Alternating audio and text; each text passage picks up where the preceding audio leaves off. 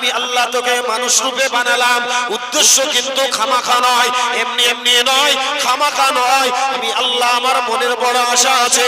আরে বান্দা, আমি আল্লাহ তোকে মানুষ রূপে বানালাম, আমি আল্লাহ তোর কত সুন্দর বডি বানিয়ে দিলাম, আমি আল্লাহ তোর কত সুন্দর দুটো চোখ বানিয়ে দিলাম, আমি আল্লাহ নিজে হাতে তোর মুখমণ্ডল বানিয়ে দিলাম, আমি আল্লাহ তোর দুটো হাত দান করলাম, আমি আল্লাহ তোর পা দান করলাম, আমি আল্লাহ তোর চোখ দান করলাম, আমি আল্লাহ তোর নাক দান করলাম, আমি আল্লাহ গোটা বডিটা আমি আল্লাহ তোকে দান করে দিলাম। তবে বান্দা, আমি আল্লাহ কিন্তু তোর দুটো হাত দিয়েছি, ওই হাতের দ্বারা তুই রুজি রুটি নিয়ে, ওই হাতের দ্বারা তুই রুজি রুটির জন্য তোর ব্যবহারে তোর জন্য লেগে যাবে, আমি আল্লাহ আমার কোনো কাজে আসবে না। আল্লাহ পাক বলছেন তোর হাত দুটো দিয়েছি, ও হাত তোর কাজে লাগবে, আমার কাজে নয়। আমি বড় ভালোবেসে ইনসান হিসেবে আশরাফুল মাখলুকাত শ্রেষ্ঠত্ব দান করেছি। তারপরে কি বললেন? আমি আল্লাহ তোর দুটো পা দিয়েছি, আরে বান্দা আমার রহমতের জমিনে তুই চলবি। আল্লাহ পাক বলছে তোর দুটো পায়ের দরকার, আমি আল্লাহ দিয়ে দিলাম, আমার রহমতের জমিনটাই চলবে। আমি আল্লাহ তোর দুটো চোখ দিয়েছি, আমার রহমতের জমিনটা তোরা দেখবি। আমি দুটো কান দিয়েছি, এই কানের দ্বারা ভালো মন্দ কথাগুলো শুনবি। আমি আল্লাহ তোদের নাক দিয়েছি, শ্বাস প্রশ্বাস নিবি। আমি আল্লাহ তোদের জিভ দিয়েছি, টক ঝাল মিষ্টি গ্রহণ করবি। আল্লাহ তোদের দাঁত দিয়েছি, চিবিয়ে চিবিয়ে চিবিয়ে চিবিয়ে হালুয়া মিষ্টি মিট গোশ মাংস মিঠাই তোরা চিবিয়ে চিবিয়ে খাবি। খালি গোটা বডিটা আমি আল্লাহ বান্দা তোর জন্য রহমত স্বরূপ বানিয়েছি। আমি আল্লাহ কি পারতাম না তোর দুটো হাতের ভিতরে যে কোনো একটা হাতকে অকেজো করে দিয়ে, একটা টাক ঢিলা করে দিয়ে তামাম পৃথিবীর মানুষ তোকে নুলো বলে ডাকতো?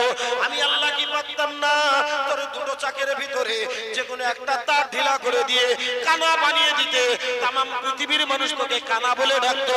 আমি আল্লাহ কি পারতাম না তোর কানটা তার ঢিলা করে দিয়ে তামাম পৃথিবীর মানুষ তোকে কালা বলে ডাকতো?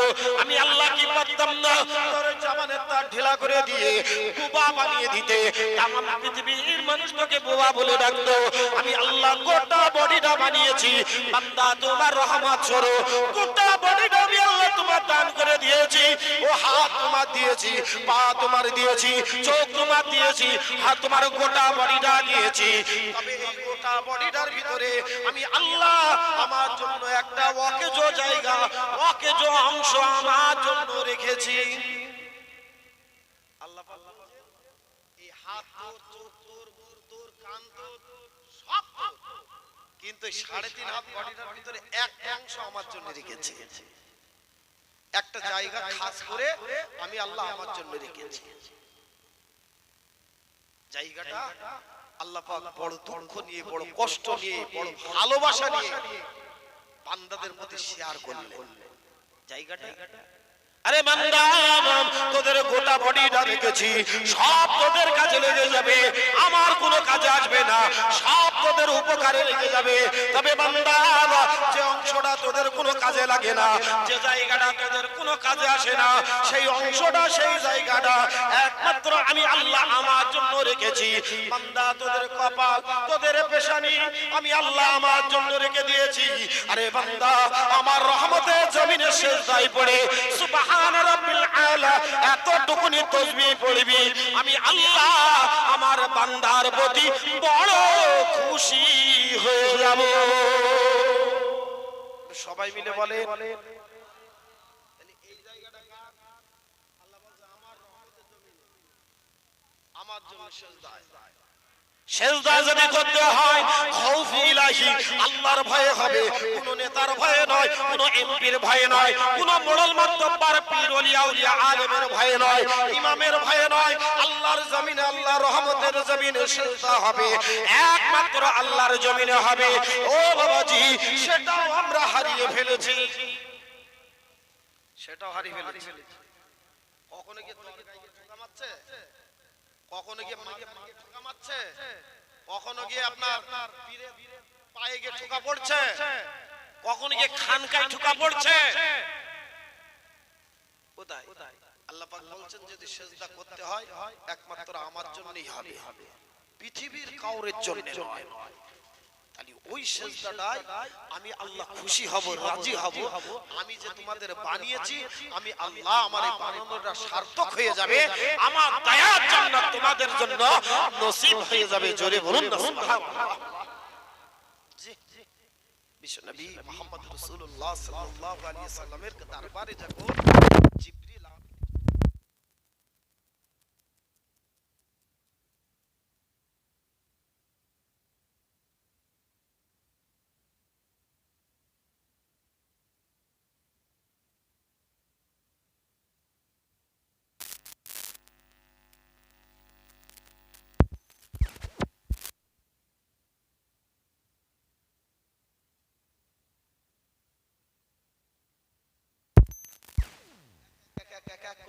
পরিষ্কার ভাবে স্পষ্ট ভাষায়, যাতে আমার রাসূলের বুঝতে না অসুবিধা হয়, আমার রাসূলের কাছে বর্ণনা দিতে শুরু করেছেন।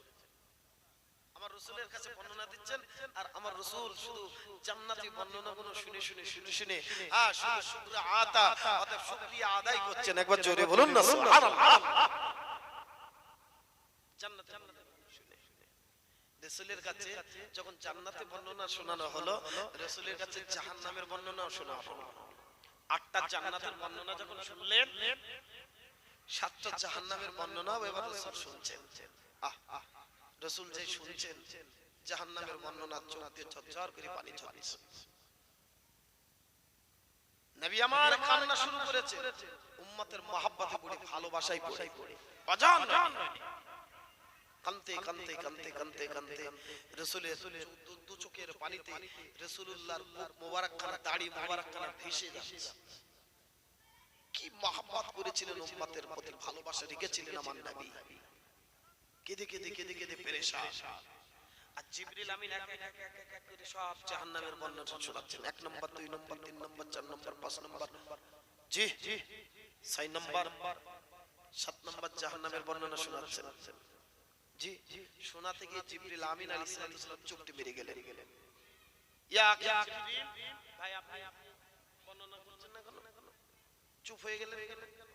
ইয়া রাসূলুল্লাহ, আপনি শুনে সহ্য করতে পারবেন না, আপনি শুনে সহ্য করতে পারবেন না। আমার রাসূল আর হাবিব বললেন, ইয়া জিবরিল ভাই, আমাকে শোনাও। বলে হুজুর, আপনি শুনবেন না, আপনি সহ্য করতে পারবেন না। রাসূল ছাড়ার বান্দা নয়। আমার নবী পাক বলছেন, না, তুমি সব কয়টা জাহান্নামের বর্ণনা শোনালে, আর তুমি আমার জাহান্নামের বর্ণনা শোনাবে না, আমার শোনাতে হবে। রাসূল ছাড়ছেন না। ভাইরা, বাবাজিরা, যুবক জওয়ানেরা, ও তরুণ যুবক জওয়ানেরা, সোনার মানিকেরা, বিশ্বনবী মুহাম্মদ রাসূলুল্লাহ সাল্লাল্লাহু আলাইহি ওয়াসাল্লাম হুজুর আমার 7 নম্বর জাহান্নামের বর্ণনা শুনছেন।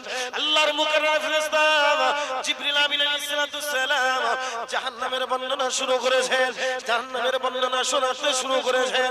আল্লাহর রাসূল শুনছেন, শুনতে শুনতে শুনতে শুনতে যখনই আযাবের কথা এসেছে, উম্মতে মুহাম্মাদির কথা এসেছে, রাসূলুল্লাহ শুনতে শুনতে কেঁদে কেঁদে কেঁদে কেঁদে মদিনার মসজিদে বেহুশ হয়ে গিয়েছেন। ও বাবাজিরা, ভাইরা আমার, এত আযাবের ভয়ে, গজবের ভয়ে, উম্মতের মহব্বতে পড়ে রাসূল আমার বেহুশ হয়ে গিয়েছেন। জিবরিল আমিন আলাইহিস সালাম চিন্তায় পড়ে গেলেন, ও রব্বুল আলামিন, আল্লাহ আপনার নবী এখন বেহুশ হয়ে গিয়েছেন, এখন আমি কি করে জাহান্নামের বর্ণনা শোনাবো? আল্লাহ পাকের তরফ থেকে হুকুম এলো, এই জিবরিল আমিন, আমার নবীর হুশ ফেরা পর্যন্ত তুমি অপেক্ষা করো। রাসূল আমার জাহান্নামের বর্ণনা শুনে আল্লাহ রাসূল বেহুশ হওয়ার পরে বেশ কিছুক্ষণ পরে হুশ ফিরেছেন। ইয়া জিবরিল ভাই, পরবর্তী বর্ণনা শোনাও। রাসূলুল্লাহ চোখ ভরা পানি, ভরা নবী আমার, মাহারা নবী আমার, এতিম নবী আমার, অসহায় নবী আমার, অঝর নয়নে কাঁদে, কেঁদে কেঁদে আবার শুনতে চায়। ইয়া জিবরিল তুমি শুনিয়ে দাও। আল্লাহ রাসূল আবার শুনছেন। জিবরিল আমিন টোটাল জাহান্নামের বর্ণনা দিচ্ছেন। বর্ণনা দিতে দিতে রাসূল আমার বেহুশ হয়ে গিয়েছেন।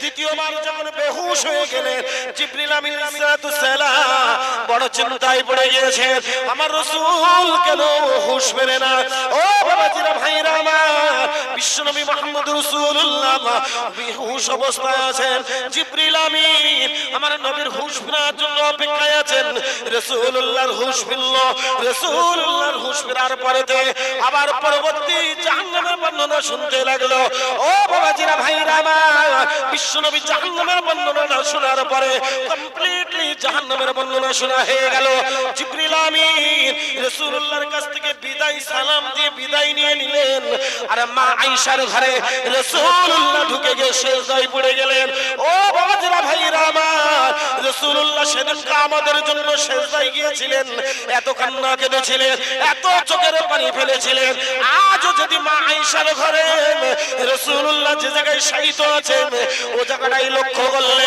আমার নবী পাকের চোখের পানি পাওয়া যাবে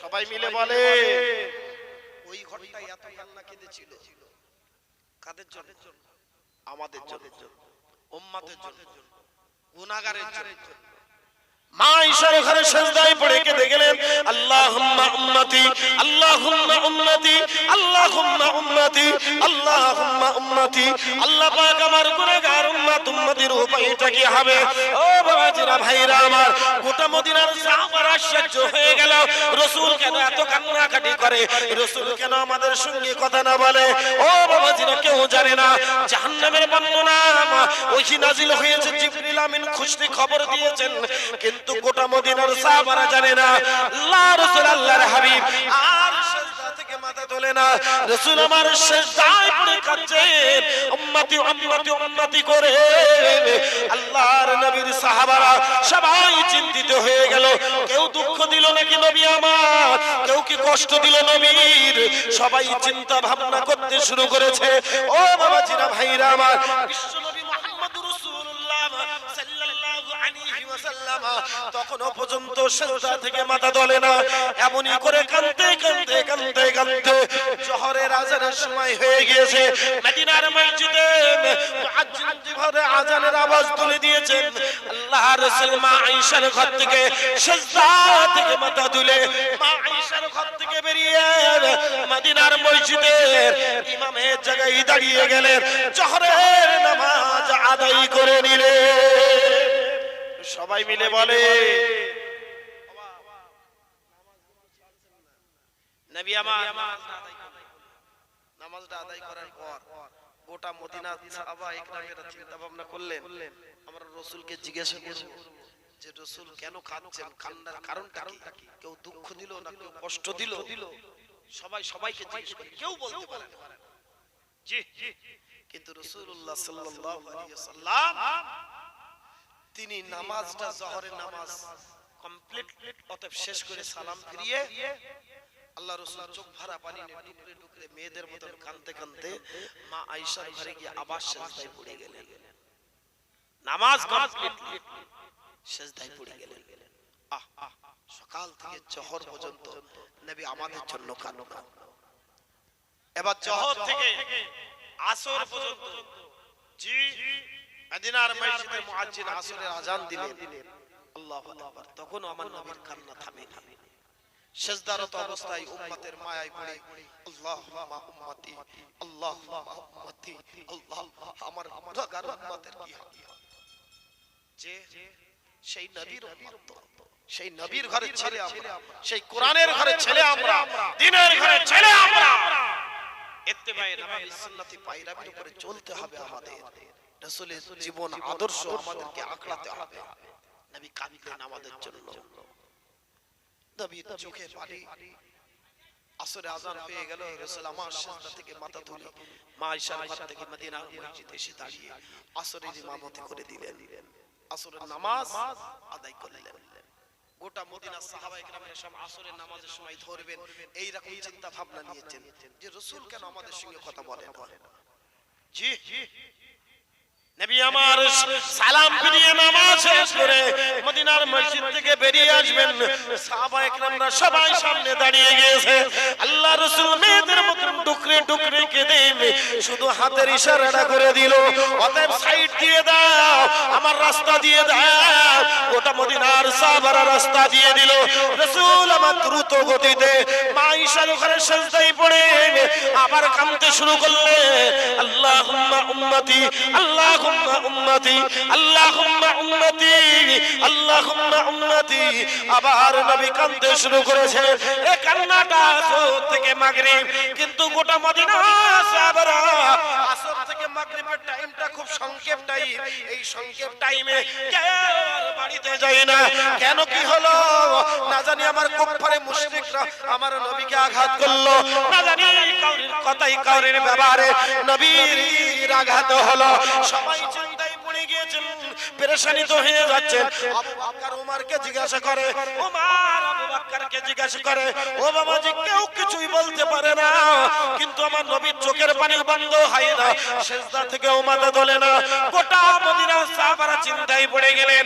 সবাই চিন্তা ভাবনা করে নিল, আসর থেকে মাগরিব টাইম খুব সংক্ষেপ টাইম, অতএব আমরা সবাই মিলে মাগরিবের নামাজ বাদ ধরব। ও বাবাজিরা ভাইরা আমার, মাগরিবের সময় হয়ে গেল, মাগরিবের আযান হয়ে গেল। নবী আমার মসজিদে এসে হাজির হয়ে গেলেন, মসজিদে এসে নামাজটা আদায় করে দিলেন। মাগরিবের নামাজ বাদ সাহাবায়ে কেরামরা ধরবেন, কিন্তু রাসূল আবার সাহাবাদের পাশ কাটিয়ে আবার মা আয়েশার ঘরে সিজদায় পড়ে গেলেন। আল্লাহুম্মা উম্মতি, আল্লাহুম্মা উম্মতি, আল্লাহুম্মা উম্মতি। আয় আমার আল্লাহ, আমার গুনাহগার উম্মত উম্মতির উপায় কি হবে? একবার জোরে জোরে বলুন সুবহানাল্লাহ। আল্লাহ আল্লাহ, আমার গুনাহগার উম্মতের উপায়টা কি হবে? রাসূলুল্লাহর কান্না দেখে আবু বকরের চোখে পানি, ওমরের চোখে পানি, আলীর চোখে পানি, তালহার চোখে পানি, জুবাইরের চোখে পানি।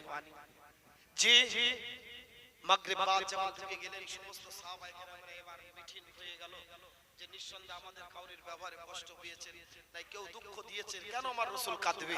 এই না চিন্তা ভাবনা করে ঈশার নামাজে সবাই চিন্তা ভাবনা করেছে, যা হবার হবে, আমরা রাসূলকে ধরি বলে। কেন হুজুর কথা বলেন? গোটা প্রায় একটা দিন হয়ে যাচ্ছে, রাসূল আর কাউরির সঙ্গে কথা বলেন না। জি ইশারা আযান হয়ে গেল, নবী পাক সিজদা থেকে মাথা তুললেন, তুলে ছুটে চলে এলেন আল্লাহু আকবার নামাজের জন্য। ইমামতি করলেন, একামত হলো, হুজুর নামাজ শেষ করলেন, সালাম ফিরিয়ে দিয়ে মদিনা সাহাবারা চতুর্দিক থেকে ঘিরে ধরেছে। রাসূল আবার টুকরে টুকরে কেঁদে কেঁদে শুধু হাতের ইশারা করে দিলেন। সাহাবায়ে কেরামরা আর রাসূলের রাস্তা আটকাতে পারলেন না। একবার জোরে বলুন না সুবহানাল্লাহ। শুধু হাতের ইশারা করে দিলেন, বাবা সরে যাও। এবার গোটা দিন পার হয়ে গেল, ঈশায় গিয়ে আবার সিজদায় পড়েছে। সারা রাত ধরে কাঁদে। আল্লাহ আল্লাহ, আমার গুনাহগার উম্মতের উপায়টা কি হবে? আল্লাহ আমার গুনাহগার উম্মতের উপায়টা কি হবে? ও মাও জি মদিনার মসজিদে সাহাবায়ে কেরামরা আশ্চর্য হয়ে গেল, সবাই কান্নার আওয়াজ তুলেছে। আবু বকর সবাইকে থামাই দিলেন, যাও যাও বাড়িতে চলে যাও, রাতের ব্যাপার, আগামী কাল ফজর নামাজ বাদ আমরা রাসূলকে, আমি আবু বকর কথা দিচ্ছি, আমি নিজে ধরব, যাও যাও। সবাই ঈশার নামাজ যাও, চলে যাও। কিন্তু আবু বকর সবাইকে তাড়িয়ে নিজেও চলে গেলেন। নিজের বাড়িতে গিয়ে আবু বকর চিন্তা ফিকির করছেন, আল্লাহ যে মানুষটা আমার প্রথম জীবনের সঙ্গী, যে মানুষটার হাতে হাত দিয়ে আমি কলমা পড়লাম, যে মানুষটার সঙ্গে আমি মক্কা থেকে মদিনা জমিনে হিজরত করে এলাম, সেই মানুষটা আল্লাহ আমি আবু বকর গোটা একটা দিন হয়ে গেল আমার সঙ্গে কথা বললো না। না জানি কি কত কষ্ট পেয়েছেন, কত দুঃখ পেয়েছেন, সারাটা দিন ধরে সিজদায় পড়ে কাঁদছেন, আর আমি আবু বকর আরামের বিছানায় ঘুমাবো না, না এটা সম্ভব নয়। এই না বলে রাতের অন্ধকারে আবু বকর আস্তে আস্তে চুপি চুপি চুপি চুপি মা আয়েশার ঘরে, রাসূলুল্লাহর ওই রওজা, রাসূলুল্লাহর দরজার সামনে মা আয়েশার ঘরে কানটা পেতে শুনছেন। কে দেখছেন ওই গভীর রাতে আমার নবীর কান্না আরো বেড়ে গিয়েছে, আমার নবী পাকের কান্নার আওয়াজ আরো বেড়ে গিয়েছে। ও ভাইরা বাবাজিরা যুবক জওয়ানেরা মায়েরা বোনেরা আবু বকর কান পেতে শুনছেন আবু বকর রাসূলের কান্নার আওয়াজে সঙ্গে কেঁদে চলেছেন কিন্তু আবু বকরের পেছনে আবু বকর খেয়াল করে দেখে কখন ওমর এসে কান্নাকাটি শুরু করে দিয়েছে ও বাবাজি আবু বকর কাঁদছেন রাসূলের মহব্বতে ওমরও কাঁদছেন রাসূলের মহব্বতে তারপরে পরে উসমান আর বাড়ি থাকতে পারেনি উসমান মদিনার মসজিদে এসে উসমানও কান্নাকাটি করে হযরত আলী এসে তালহা জুবাইর খাব্বাব বেলাল গোটা মদিনার কোন সাহাবা আর বাড়ির বিছানায় আরাম করেনি বাবা আমার রাসূল কাঁদছেন রাসূলের কান্নার জন্য সমস্ত সাহাবারা গোটা মদিনার মসজিদে এসে হাজির হয়ে গিয়েছে মদিনার মসজিদে কান্নার আওয়াজ বেড়ে গিয়েছে সাহাবায়ে কেরামেরা কাঁদেন রাসূলও কাঁদেন সাহাবারাও কাঁদেন ও বাবাজিরা ভাইরা আমার ফজরের সময় হয়ে গেল রাত পার হয়ে গেল মুয়াজ্জিন সাহেব বেলাল আযান দিতে শুরু করেছে ভাইরা আমার বাবাজিরা আমার মুয়াজ্জিন সাহেব আযান দেওয়া শুরু করার সাথে সাথে রাসূল আমার সিজদা থেকে মাথা তুলে মদিনার মসজিদে এসে হাজির হয়ে গেলেন সুন্নাত নামাজটা আদায় করার পর ফরজ নামাজটা আদায় করে নিলেন ফজরের ফরজ নামাজটা আদায় করে গোটা মদিনার সাহাবারা পরিকল্পনা করেছিল ফজরের নামাজ বাদ ধরব কিন্তু ধরতে পারলেন না নবী আমার ওখান থেকে সাইড করে আবার আয়েশার ঘরে সিজদায় পড়ে কাঁদছেন গোটা মদিনার সাহাবারা বললেন ও ভাই আবু বকর আপনার প্রথম জীবনের সঙ্গী আপনার শেষ জামানার সঙ্গী আপনার প্রথম জামানার সঙ্গী আপনার মদিনার হিজরতের সঙ্গী হীরা গুহার সঙ্গী অতএব আপনি প্রথম কালমা পড়নে वाला আপনি জান জান চলে যান নবী পাক কেন গোটা মানুষের সঙ্গে কথা বলে না মদিনার আনসারীদের সঙ্গে কেন কথা বলে না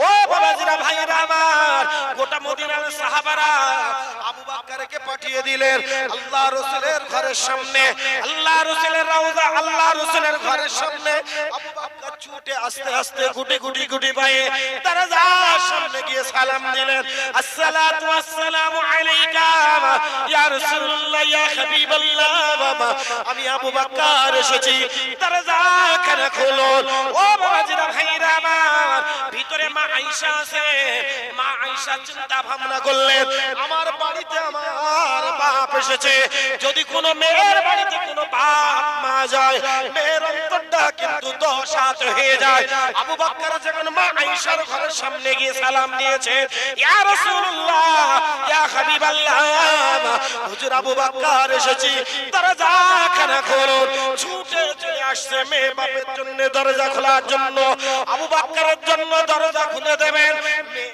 ছুটে আসতে শুরু করেছেন ও বাবাজি রাসূল আমার সিজদা থেকে মাথা কানা তুলে নিয়ে আয়েশাকে ইশারা করে দিল এ আয়েশা তুমি দরজা খানা খুলো না আয়েশার ক্ষমতা হলো না বাপের জন্য দরজা খোলা বাপ এসেছে মেয়ের বাড়িতে আয়েশা দরজা খোলার ক্ষমতা আর হলো না আয়েশা জানে কেঁদেছেন আল্লাহ একদিকে আমার স্বামী বিশ্বনবী মুহাম্মদুর রাসূলুল্লাহ সাল্লাল্লাহু আলাইহি ওয়াসাল্লামের